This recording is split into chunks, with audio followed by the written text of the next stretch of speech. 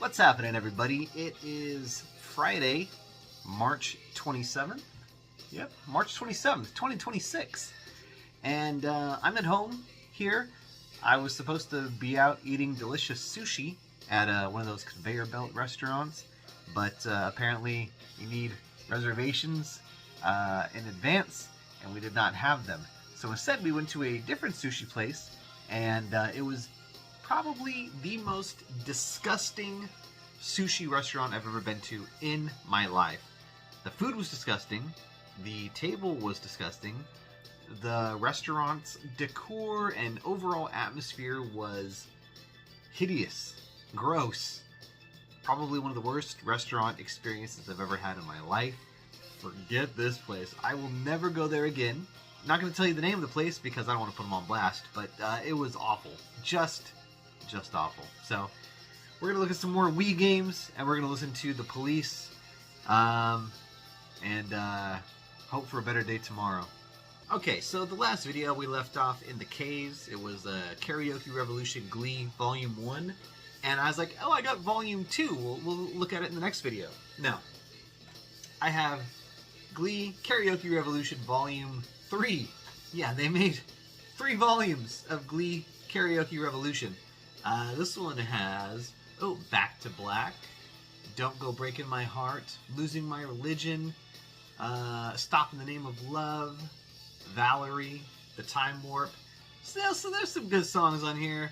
But yeah, man, I don't know why I don't have Volume 2. So I fully expect everyone out there to get me Volume 2 of Glee Karaoke Revolution for Christmas. If I don't have 45 copies of this coming to my mailbox in December, I'm going to be very upset with all of you. So, yeah. Next we have Kirby's Dream Collection. This is the 20th anniversary special edition version. It comes with, let me just open this here. Of course it has the game right here.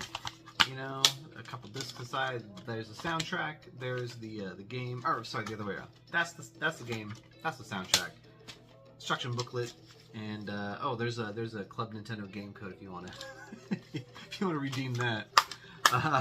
It also came with this booklet here, just showing off different things about Kirby over the years, various games that have come out. This doesn't have every Kirby game. Like, I don't think it has any of the Game Boy games. No, I take that back. It does. It has Kirby's Dream Land 1 and 2, Kirby's Adventure for the NES, Kirby Superstar, and Kirby's Dream Land 3 for the Super Nintendo, and Kirby 64, the Crystal Shards. So, I guess most of the Kirby games that have come out by that point. Well, not the Game Boy Advance ones, not any of the DS ones. This came out in 2012. That was the 20th anniversary of Kirby. So, anyway, great collection of games. You can, all these are like available on the Switch now through the online service. What do you want to call it? Nintendo Switch Online. But if you want it on disc, you just go find this. I'm sure it's relatively inexpensive, right? This probably isn't expensive in retro stores. Continuing with Kirby, we've got Kirby's Epic Yarn. This is maybe is it my favorite Kirby game? No, my favorite Kirby game is Kirby and the Forgotten Lands. That's the best Kirby game they have. But Epic Yarn is really good. This is a fantastic platformer. A little on the easy side. It's kind of made for younger players, as most Kirby games tend to be. But the difficulty at the end is where it ramps up. Like it gets really hard as you get to the conclusion of the game. So Epic Yarn is no different from that. Very simple in the beginning, very difficult at the end. Highly recommend this game. It's absolute classic. Go find a copy. I don't think there's a Switch version of this. You can only get this on the Wii or on the 3DS. So if you can find it and it's a pretty good price, I say pick it up. Pay, if it's like $60, pay the $60 because this game is incredible. Definitely check out Kirby's Epic Yarn. Highly recommended. Okay, for all you RPG fans out here, this is The Last Story. This is made by Hironobu Sakaguchi, who created Final Fantasy. This is from his studio that he made after he left Square. This game is pretty good. I wouldn't say it's the greatest role-playing game of all time. And something about Sakaguchi post Square hasn't been all that great. What's the name of his company? Mistwalker or something like that? I don't know. It doesn't say on here. It just says Xseed Games. Anyway, his post Final Fantasy games have kind of been lacking. Okay, Last Story. This is not a bad game. It's a good game, but there's just something that is not quite. It's not quite there. It's hard to put into words, but it doesn't quite feel like Final Fantasy, and it doesn't quite feel like something different from Final Fantasy. Does that make sense? So it falls in this weird middle spot. Sakaguchi, great developer, great storyteller, but he has kind of missed the mark each time he's put something else out since. So I would still say check this out, especially if you're a fan of Sakaguchi's work, because I mean it feels like one of his games, but it's not Final Fantasy, so it kind of feels off. All right, here's a weird one. Let's Tap. This is a game where you set the Wii remote down on some kind of a surface, like a small movable surface. You place it upside down, and you're supposed to tap, so if you look at the screen, if you look at the cover here, everybody has their Wii remotes on these kind of like yellow boards. So you just kind of get like a cutting board or something. You set it down, and you're supposed to kind of like tap the board, and it like makes the Wii remote like vibrate and wiggle. Like your hand tapping is supposed to make the remote move, and that in turn makes these characters do different things. It's just a bunch of mini games. There's a whole lot of different mini games on there for you to play with your friends. I've never popped this in. I haven't, I don't know how well it works. I'd like to try it out, but I have no friends. So, all right. Who needs Mario Kart when you have M&M's Kart Racing? I got it for $7.99 at Book Off, so shout out to Book Off for letting me have this. I am fairly certain that Enid picked this out one time when we were out shopping for older games. We never played this.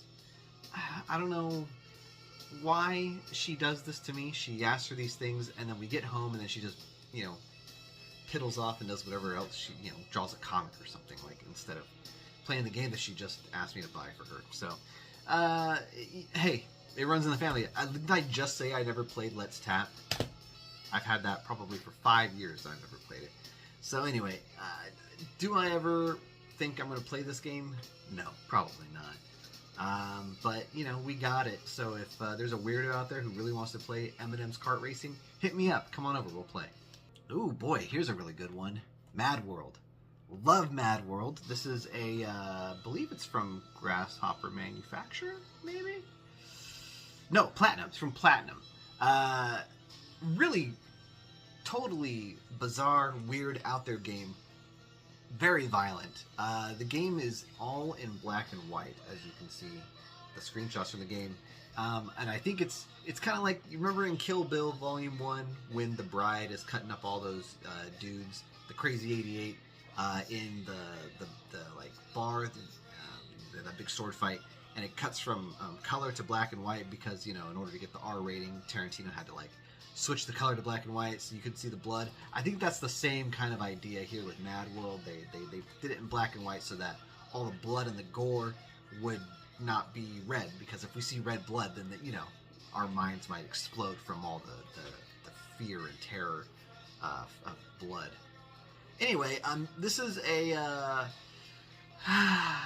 this was kind of like, it's not, but I feel like when this came out, this was kind of not Nintendo necessarily, but like Wii owners' way of saying like, whoa, hey, we got something like hardcore like Gears of War, and like, this is nothing like Gears of War. The guy has a chainsaw and he's buff. That's the only way, and meets, you know, it kind of compares to Gears of War in any sense. This is you're like stuck in like a game show, kind of like in the futuristic game show, kind of like the Running Man. And this guy, who I believe is voiced by, what's his name, John DiMaggio, who also voices Marcus Phoenix in Gears of War, so that might have also been why people kind of try to compare the two.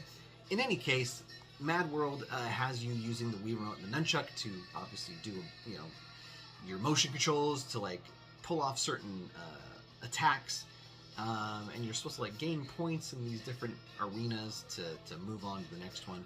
Really fun game, a little difficult with the controls, but overall this is a high recommendation. If you've never played Mad World and you see a copy out in the wild for a good price, check it out. It's really cool. Excellent Wii game.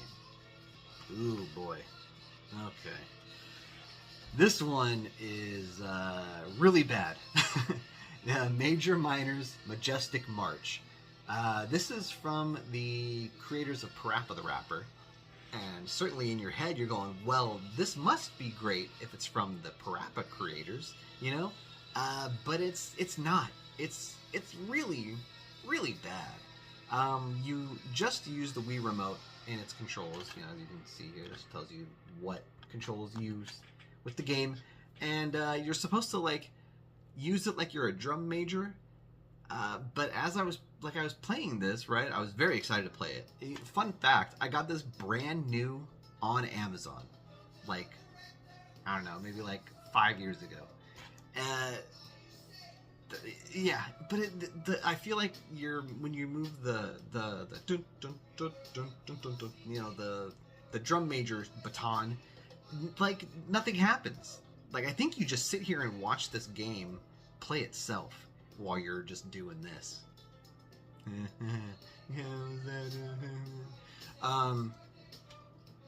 It's sad to say, but this game sucks. Skip. Pass. This is a bad game. Am I ever going to get rid of it? Hell no, because it's from the Parappa people. So just on that alone, it's worth having in the collection. But as far as playing it, no thank you. I will never play this game again. It's terrible. Alright, here's another one. This one's probably hard to find. This is Manhunt 2. A very strange, believe it was Wii exclusive. It might be on other platforms now, but when it came out, I'm pretty sure it was just exclusive to the Wii. This game might actually not even be available anywhere. I feel like it came out and then it was immediately pulled from shelves. So if you can get a copy of this, you are like really lucky, because this thing is like gone. It's disappeared, erased from existence practically. If you're not familiar with Manhunt or its sequel Manhunt 2, this game is all about murdering people. It's in Manhunt, you are a criminal who's been sent to kind of like this city that's, I believe, supposed to be modeled after Detroit, and it's all like walled up like a big prison, like an Escape from New York. And you are told to go around and murder as many people as possible so you can make snuff films for the warden's like weirdo clientele, right? So this is a similarly themed game, except now you are a mental patient you're a patient in a mental hospital, and you must go around murdering people for others' amusement. I think I tried playing this and I was so turned off by it that I had to like shut it off. Again, like Major Minor's Majestic March, I'm never going to get rid of this game because it's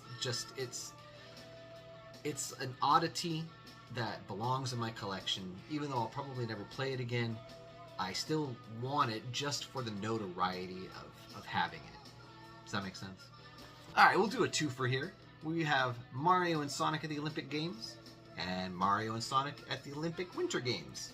I've only played Olympic Games, and it's fine. It's nothing special. Haven't played Winter Games, and now that I have this, I think this might have also come out on Wii U, so I might have screwed up and got like the wrong one, but whatever. It is what it is. Hey, these are highly sought after, I think, because of the Mario and Sonic crossover aspect of it. But these are not that great. You know, I wouldn't personally go out and pay a ton of money for either of these. I would just say if you see it at a good price somewhere, like I said, I got this for 15 bucks. That's not bad. I paid 15 bucks for this. That's a good price to pay for this. If you see this for 30 bucks, 40 bucks, 60 bucks, I would say probably not. You know, unless it's going to complete your Wii collection, I would not drop a whole bunch of money on either one of these games. Hey, we got Mario Strikers Charged. This is a soccer game, or football, if you're from Europe.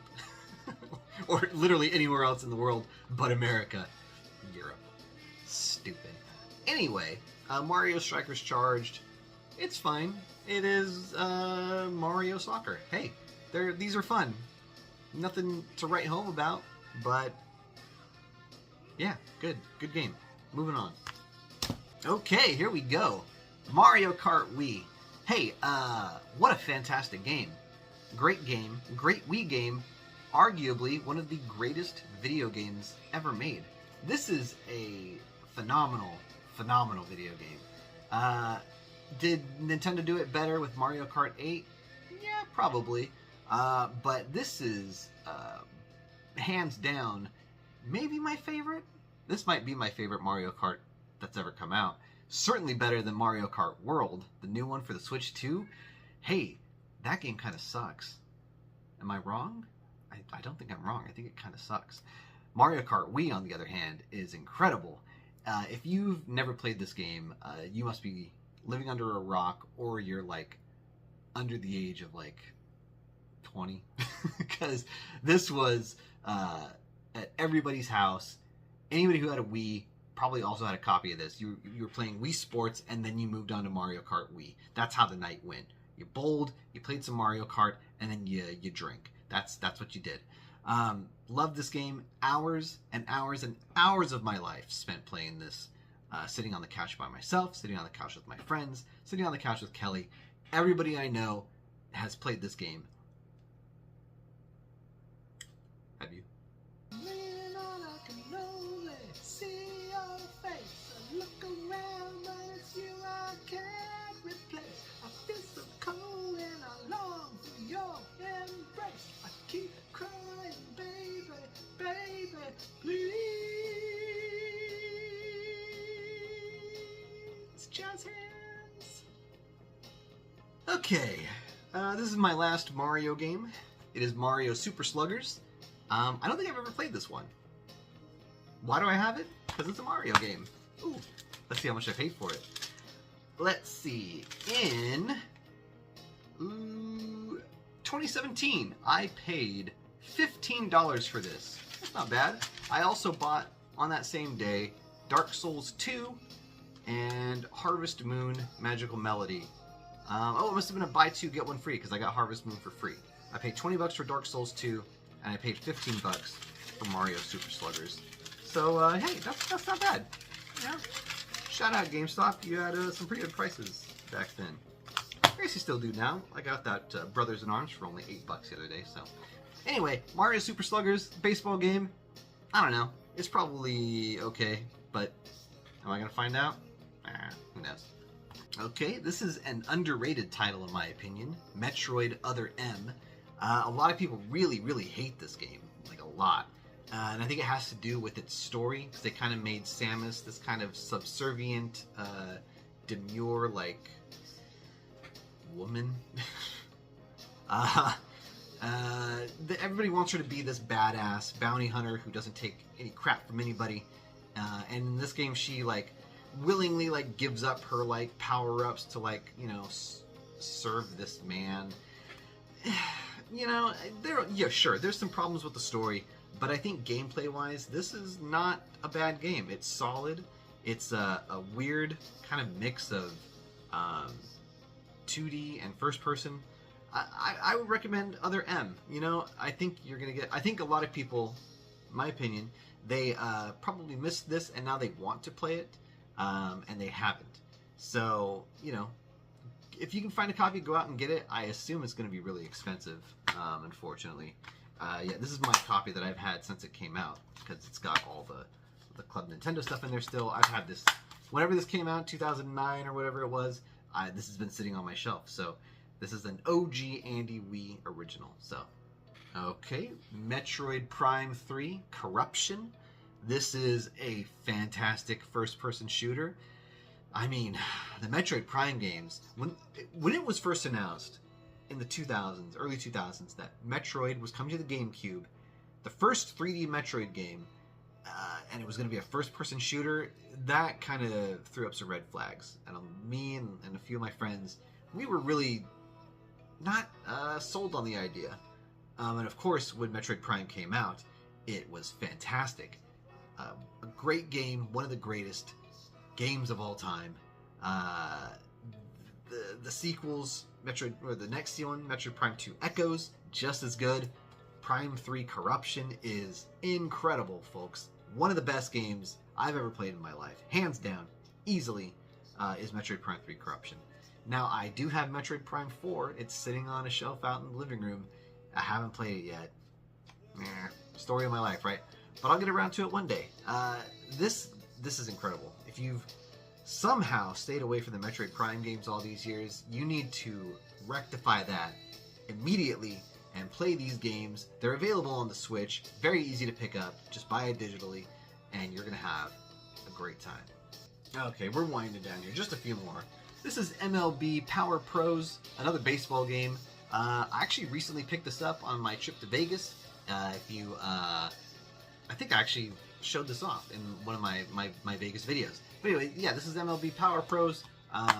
It's, I believe, a popular Japanese franchise. I don't know how many have actually come out in America. This might be the only one. I don't know. But, yeah, it's supposed to be really fun.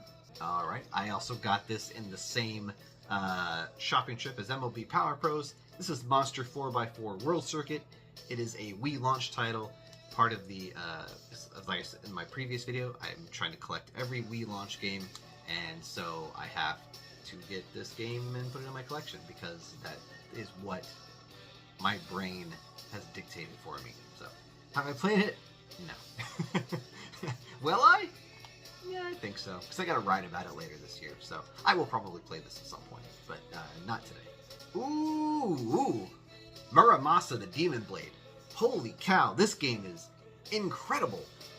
This is from, I believe, Vanillaware. I can't tell. It says Ignition. Oh, no, yeah, Vanillaware. Right here. Sorry, Vanillaware. Where's it? Right there, right there.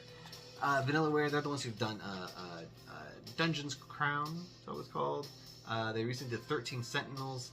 Muramasa the Demon Blade is an incredible video game. I don't know if they did a Switch version of this or a PS5 version. I can't remember, but if you find this game out in the wild and it is if it's in any kind of reasonable price, like under $100, pick this game up. It's incredible. It's a side scroller with fantastic art, fantastic music. I love Muramasa the Demon Blade. Maybe one. It's not my favorite game of all time. I'm not going to go that far. But as far as like Wii titles go, this is one of the greatest Wii games that you could ever pick up. This belongs in every Wii owner's collection. Find this game right now. Incredible. Okay, and closing things out in this video is My Sims, which is it's not bad. You know, it's a little, you know, you can tell by the cover, it's a little cutesy. We got this for Enid, and well, she picked it out at one of our retro game shopping trips, and she played it for a little while and didn't really, I think it was a little too advanced for her at the time. She might be able to figure it out more now, but I put a lot more hours into it than she did. And it's funny, I've been playing a lot of Pokemon Pokopia recently, which is kind of like, you know, the Pokemon Minecraft game. And very similar play style to that. You know, you're not breaking bricks and building things necessarily in My Sims, but you are kind of building a town for these people, these Sims who move in, and you know, they all want something. Like, they want their house to be this, or they, you know, oh, thanks for building me this, but it would be great if my house had, you know, a boombox or something. So then you got to go find the things necessary to make a boombox or buy one and put it in their house. So My Sims, this is a fun game. You know, if you don't go into this thinking you're going to get like this grand experience like that, you know, is going to revolutionize gaming or change your life or anything. But if you just want a fun little like sandbox game where you help out little me people and design and build homes, check out My Sims. They think they just recently re-released this on the Switch, so it's very easy to find today. I don't go out and get the Wii version. There's no reason. Just pick it up on Switch and take that one. It's going to have better graphics and better controls and all that. So anyway, well, thank you for watching this video. I hope that you aren't being turned off by all of these kind of collection videos. I know I'm supposed to be going on adventures outside of the house, but when the adventure is a failure, like it was today, you gotta have a fallback. And this Wii collection has been a great fallback for me. So really happy that I decided to do this.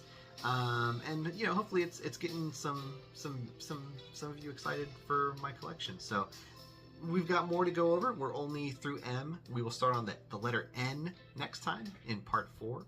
I don't know when that's going to be. I guess whenever something else falls apart. So I'm sure I'll get to it next week. And then of course we've been listening to Synchronicity by The Police. My mom had this album when I was a real little kid, and I used to go through her vinyls and check things out. And this one really caught my eye. I think because it had the, you know, the 3 colors on here, simple colors. It just really spoke to me. There might also, no, I thought that was a little kid, but that's just Andy Summers with wet hair. Anyway, this is a great album. Been part of my life for a really long time.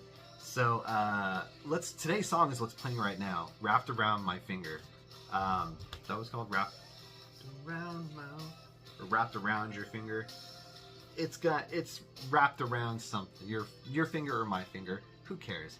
Go look it up. The Police is a great band, and their songs are incredible. So shouts out to The Police. If you're watching, Sting, if you're watching, hit me up. Let's collaborate. Let's do something together. And if anybody knows Sting, please have him call me, or Andy Summers, or Stuart Copeland. I'll hang out with Stuart Copeland. He did the music in Spyro. He's probably a cool dude. Let's hang out. Stuart Copeland, hit me up. Bye, everybody.